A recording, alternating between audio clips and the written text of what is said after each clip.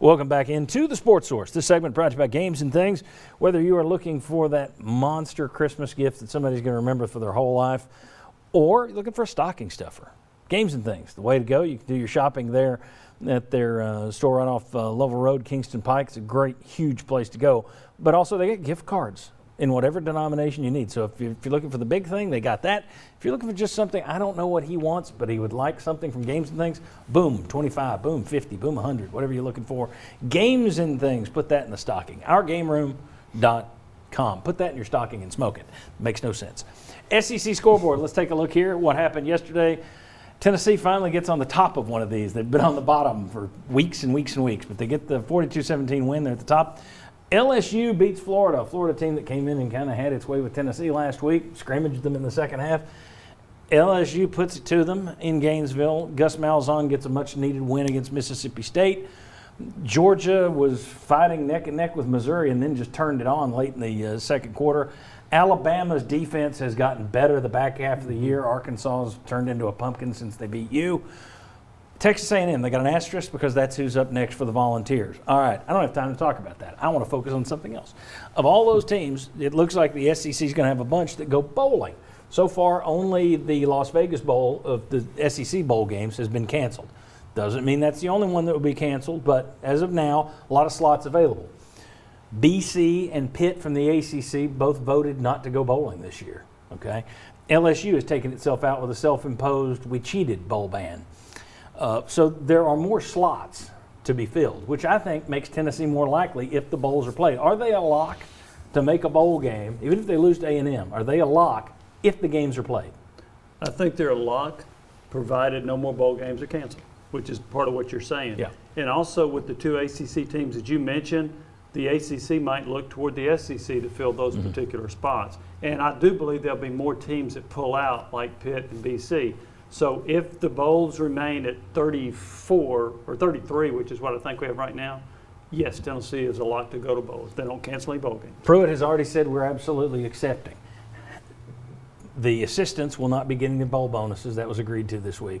It's big of them. That can be there in lieu of our salary give back. Keep the bowl bonuses. Here's the question, though. Pitt and BC put it to a player vote, and they said this COVID stuff is too much. We're tired of it. We don't want to do it. Everybody sounds like they want to do it at Tennessee, except we hadn't heard from the players. Is there any chance the players come in and say no?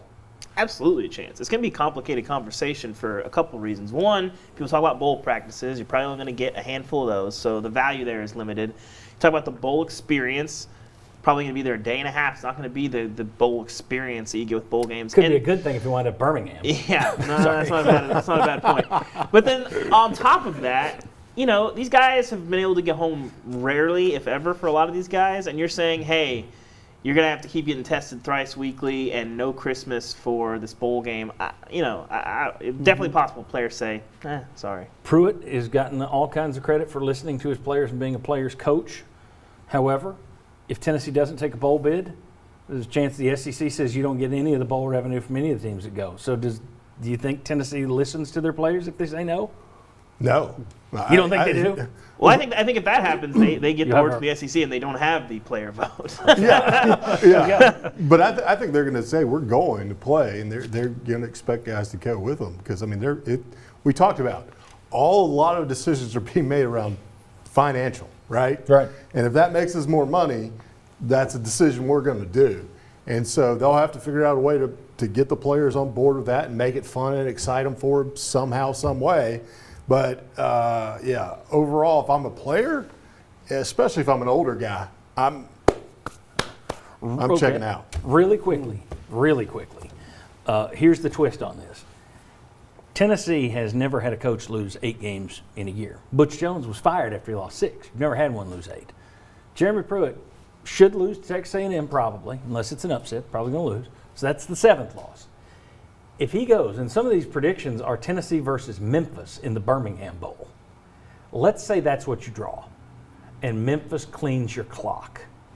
You get routed by Memphis in Birmingham and fall to 3-8. Does that change the thinking of the administration regarding Jeremy Pruitt? Or do we still think Philip Fulmer says, don't touch my guy?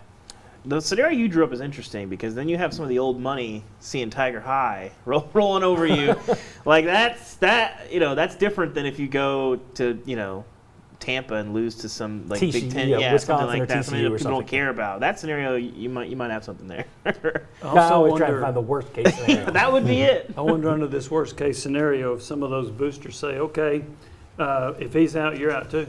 If you want to ride with him, fine, but he's got 1 year, and if he doesn't do it, we'll see you later too. Which you wonder how long does Philip Fulmer want to be an AD? He may be willing to do that. I don't think Philip Fulmer wants to be pushed out the door again though. No. So, no. Okay. Will, your thoughts on would that change the thinking? Wouldn't change my thinking. I'm already there. Turning me a lot of ways. All right. When we come back, let's quickly talk basketball. We're going to come back and have more on football, a lot more on football, including our picks for A&M. But we're going to talk a little bit of basketball. Ball's off to a hot start. We'll discuss. Come on back on the Sports Source.